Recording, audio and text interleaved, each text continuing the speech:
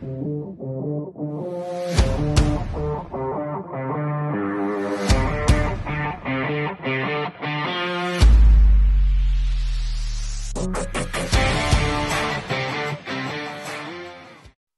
seja bem-vindo ao Intralog Talks, o videocast oficial da Intralog Expo.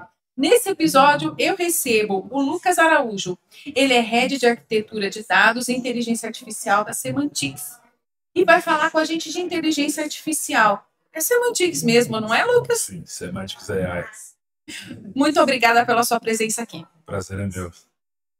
Lucas, eu vou abrir o nosso programa de hoje. Você palestrou aqui no Fórum Intralog. Eu queria que você se apresentasse. Fala da sua experiência, como é que você chegou no universo da inteligência artificial? Conta um pouco da sua trajetória profissional. Legal. Prazer, eu sou o Lucas, tenho 30 anos, eu trabalho com inteligência artificial e dados há 8 anos.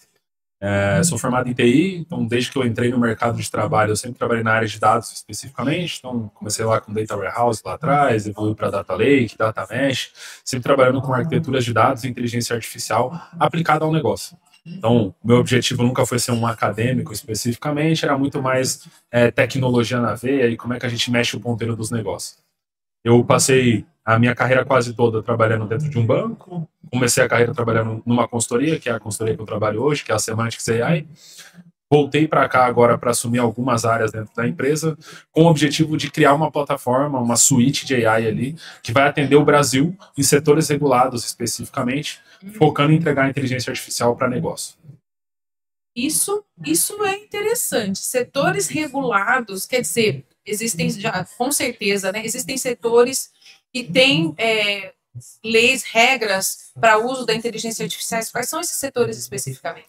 Normalmente a gente fala de setores regulados, é o financeiro, saúde, telecom, varejo especificamente tem algumas políticas, são setores que impactam a vida do ser humano de fato, que trabalham com dados sensíveis, que são ligados à LGPD especificamente. São setores que têm que prestar conta, ou para um governo, ou para um órgão regulador especificamente, que tem o desafio de trabalhar com dados na camada sensível.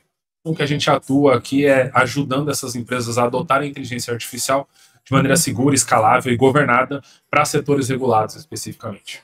Entendi. O que exatamente é um agente de inteligência artificial e como que ele se diferencia de outros sistemas de inteligência artificial mesmo, né? Como os LLMs, é isso? Legal. Large Language Model, né? Isso aqui é um modelo, é um ramo da inteligência artificial. A inteligência artificial é um campo de pesquisa, tem muitos tipos de algoritmo. LLMs é um deles que trabalha com grandes volumes de texto especificamente. Então ele consegue tipo processar. ChatGPT? ChatGPT é um modelo de linguagem específico. O ChatGPT é uma aplicação que usa um modelo de linguagem. Então ele é um chat na ponta, que ele recebe perguntas e interage com o usuário de maneira natural, a linguagem natural que a gente fala, e por trás ele tem alguns modelos de linguagem especificamente. O que muda para um agente de IA é que ele tem um contexto específico, ele tem uma tarefa definida, ele tem um objetivo a ser cumprido. E ele colabora com ferramentas que interagem com os seus sistemas da empresa. Então, diferente de um modelo de linguagem genérico, tipo o ChatGPT, onde você faz uma pergunta e ele retorna para você baseado nos dados que ele tem. Os dados da sua empresa, eles não estão públicos, eles não estão no Google, eles não estão no Wikipedia. O que muda aqui é como que eu faço um modelo de linguagem acessar os dados da minha empresa de maneira segura, escalável e robusta. É onde entra a área da atuação dos agentes de AI. Então ele tem ferramentas ou capacidades específicas que ali te ajudam a trabalhar com os dados da sua empresa, acessando seu CRM, seu ERP, seu banco de dados, garantindo aqui um padrão de excelência, gerando mais eficiência para a sua empresa, automatizando tarefas repetitivas, gerando valor de fato na ponta.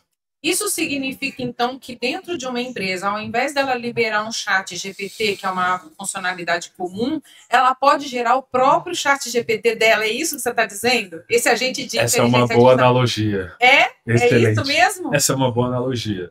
Um agente de IA, ele muda de ser um agente genérico, você pegar qualquer tipo de modelo de mercado, você consegue especializar ele em cima dos dados da sua empresa. Então ele começa a entender as políticas da sua empresa, as regulações da sua empresa, os questionários da sua empresa, os processos da sua empresa, e consegue responder perguntas sobre isso. Ou automatizar tarefas, gerar relatórios especificamente. Basicamente é isso que é um agente de IA. Isso possivelmente ajuda a tranquilizar os gestores com relação a vazamento de dados. Por exemplo, se eu pego um número, sei lá, faturamento da empresa e jogo no chat GPT, no comunzão, alguém pode acessar isso numa pesquisa aleatória. Se você tem um agente de inteligência artificial, isso significa que eu posso estar dentro daquele ambiente de chat GPT da minha empresa e ali eu posso falar o faturamento tranquilamente, não é isso? Exatamente isso. O principal diferencial está na camada de segurança. Então você consegue orquestrar aqui ferramentas que te ajudam a fazer o chat GPT acessar os dados da sua empresa, agora passando por uma camada aqui que a gente chama de autenticação e autorização, que é basicamente de fazer um cara crachá quem é você, que você pode acessar e quando você acessa, o que, que você faz com essas informações. Então, numa empresa, tem graus de granularidade da informação. Nem todo mundo pode acessar o faturamento, nem todo mundo pode acessar a folha de pagamento. Então, como que eu crio essas camadas de governança de dados para que a pessoa que tem que acessar a informação acesse e tome a decisão correta?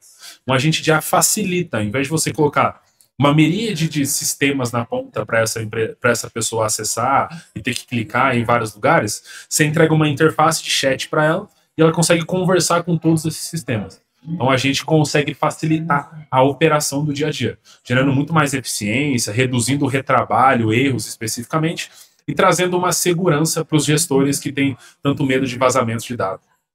Olha só, hein? E como que as empresas podem começar a implantar esses agentes de inteligência artificial do jeito certo, né? Como é que eles podem fazer sem correr risco de desperdício de recurso, sem erro, sem dúvida? Como é que eles podem fazer isso de uma maneira certa? Legal. Eu abordei isso um pouco na palestra e é um pouco daqui do trabalho que a Semantics AI faz especificamente no mercado, que é ser esse Trusted Advisor para as empresas que querem adotar a inteligência artificial, querem criar os seus agentes, mas tem esse receio, eu adoto, não adoto, qual é o risco que eu estou correndo, os meus dados estão seguros ou não estão. É sempre um trade-off aqui de qual medo eu quero gerir. Ou é o de adotar ou de não adotar, tecnicamente falando. Entendi.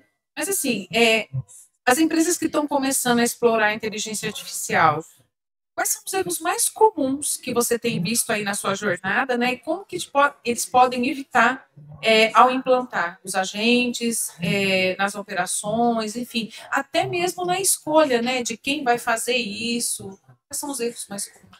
Legal. Ponto importante, acho que o erro mais comum aqui que a gente vê é as pessoas não tratarem os seus dados. Elas simplesmente pegam o seu dado, colocam num modelo genérico e acreditam que está criando o seu agente de AI.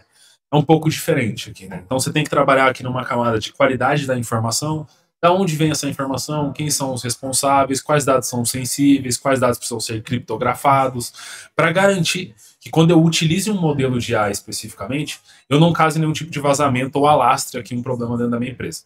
Então existe uma máxima na computação que é garbage in, garbage out. Então, se eu não trato quais são as informações que eu estou mandando para a minha AI, muito provavelmente a informação que ela me gera não vai ser de qualidade. O erro mais comum aqui é as pessoas não tratarem os seus dados na camada mais básica, que é de engenharia. Então, ingerir o dado, transformar o dado, qualificar a informação, governar toda ela, antes de usar AI. Eles pulam todos esses steps aqui, vão direto para plugar o chat GPT no seu dado e tentar extrair a informação, que acaba trazendo problemas para as empresas. É onde acontecem os vazamentos de dados, vazamento de informações sensíveis da empresa, que acaba prejudicando não só a empresa, mas sim a imagem da empresa no mercado. E é isso que a gente tenta evitar aqui, né? Trazendo muito mais ciência para a mesa, trazendo muito mais profissionalismo, tratando o seu dado em todas as camadas, antes de fato a gente usar um modelo de AI generativo.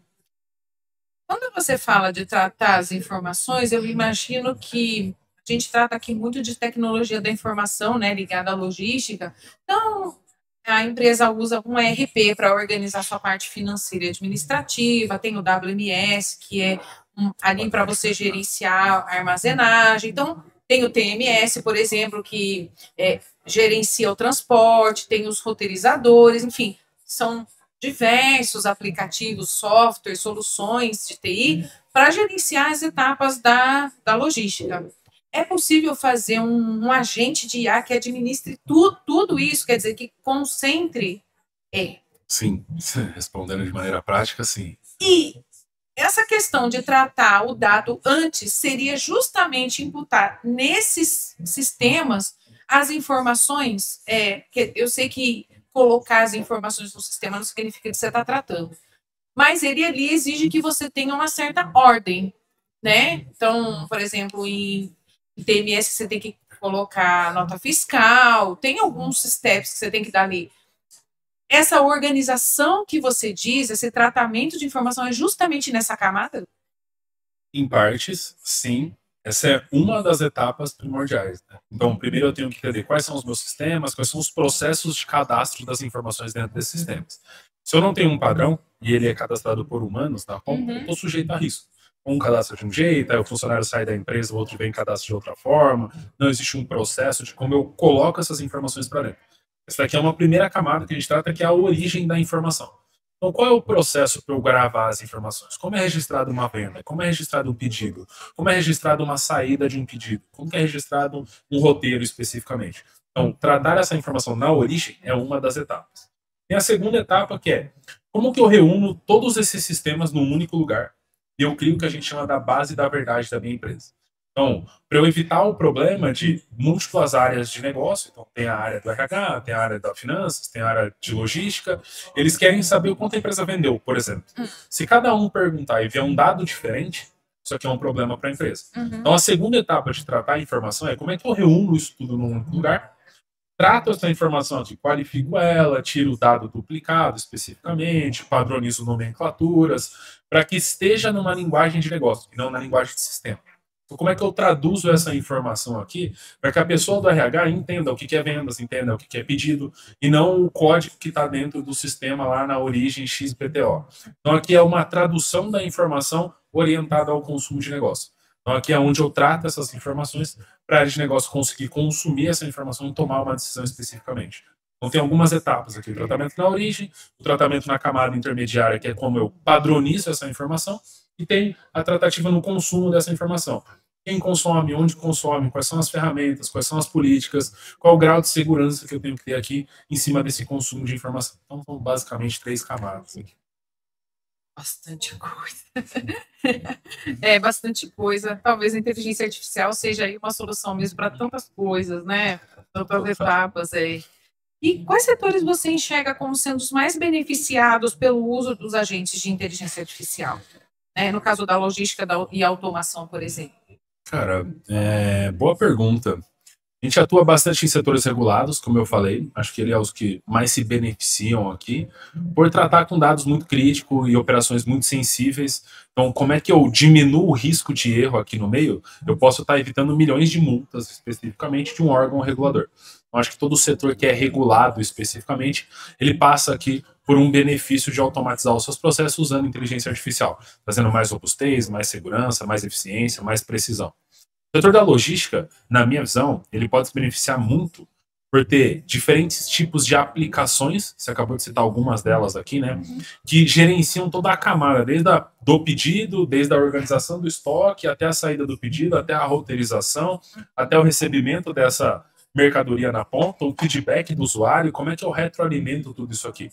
A gente tem alguns clientes que a gente atua na área de logística, que pega toda essa cadeia aqui que a gente chama de supply chain, ou gerenciamento da logística especificamente, e aplica agentes já em cada uma dessas camadas, reduzindo aqui o tempo de cada uma dessas etapas. Então, desde que o pedido saia até organizar a retirada do pedido, a roteirização específica, o agrupamento de pedidos por setor ou por região, diminuindo o custo, gerenciando melhor aqui a minha margem dentro da empresa e distribuindo melhor isso para os entregadores, eu vejo que o setor de logística pode se beneficiar muito disso daqui. Tem algumas aplicações dentro de casa, alguns clientes que a gente atua, que vem extraindo bastante benefício desse tipo de aplicação. Para empresas que estão começando a explorar a inteligência artificial agora. Não o ChatGPT. Eu estou deixando isso claro porque, na verdade, existem já aplicações, né, existem startups que vêm trazendo a inteligência artificial em algumas etapas, né, do gerenciamento aí da logística, mas assim, para quem está começando agora, o que você acha que seria vamos dizer assim, a recomendação que você dá para quem está começando agora? Acho que em uma linha bem grande, assim, na minha visão, qual problema você quer resolver?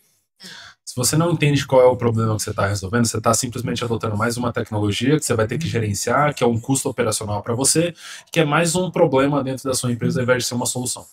Então, quase todas as empresas que a gente senta na mesa para discutir, a primeira pergunta que a gente faz é: qual problema você quer resolver? Se você tem um problema muito bem fundamentado, a gente trabalha de trás para frente. Então, a gente entende aonde você quer chegar, qual é o tipo de problema, aí sim eu começo. Quais são os dados que você vai usar para resolver esse problema? Qual o tipo de tecnologia? Qual o tipo de algoritmo? Qual o tipo de solução? Qual o tipo de arquitetura? Quanto isso vai custar? Quanto tempo vai levar? É um pouco da miríade de ideias aqui que a gente troca com o cliente quando a gente senta na mesa. Cara, qual o problema você quer resolver? É um problema de logística? É um problema de vendas? É um problema de contratação? É um problema de tributação? É um problema regulatório? A gente sempre tenta entender qual problema você quer resolver. Minha principal dica é: qual problema você quer resolver? Pergunta, a gente começa pelo porquê. Sempre. Você acredita que no futuro a inteligência artificial vai poder automatizar completamente os processos logísticos ou sempre vai ter uma necessidade de supervisão humana? Eu não estou querendo tirar o ser humano de circulação, não, tá? Mas assim, até que ponto vamos avançar e que a gente vai conseguir, talvez, ser tão autônomo que não precise da intervenção? Tá. Pergunta filosófica. Não sei se existe uma resposta certa, tem a minha opinião aqui na visão. Não acredito que a gente vai conseguir ser 100% automatizado. E quase nada é 100% na vida. Sempre vai ter que ter o humano, ou que cria o processo, ou que cria o agente, ou que revisa as ações do agente, ou da inteligência artificial, ou das automações. Então, em algum nível na cadeia, tem que ter uma pessoa ou curando essa inteligência artificial, ou criando os processos que ela trabalha. Então, na linha do tempo, eu acredito que é um mix de solução entre pessoas e máquina que vai ajudar a se resolver os problemas da empresa. Muito bem, a gente está caminhando para o final da nossa entrevista. Eu quero agradecer sua presença aqui, Prazer. o tempo, você ter vindo aqui no fórum, ele participou do fórum aqui como palestrante, trazendo justamente o tema dos agentes da inteligência artificial. E eu gostei muito da entrevista, achei muito bacana. Fico feliz. E você tem algum recado para transmitir para quem nos assiste, né? O pessoal de logística, os profissionais de logística que estão aqui acompanhando essa temporada do Intralog Talks, algum recado que você queira deixar para eles? Acho que meu principal recado aqui é: descubra qual o problema que você quer resolver, trabalhe de trás para frente, e aí sim você pense na tecnologia como meio e não como fim. Acho que o principal desafio aqui é entender como que a sua empresa vai adotar a inteligência artificial para disruptar o negócio dela ou repensar os processos, e não para substituir seres humanos de fato na ponta. Essa é a minha visão aqui. Lucas Araújo, Head de Arquitetura de Dados e Inteligência Artificial na Semantics. Obrigada pela sua presença mais uma vez. Obrigada a você que ficou com a gente aqui nesse episódio. Curte e compartilhe esse episódio com outros profissionais de logística. Certeza que inteligência artificial está em alta, né, com todos os profissionais, e vai trazer, esse conteúdo vai levar alguma mensagem específica e importante para todos eles. Intralog, inovação em movimento.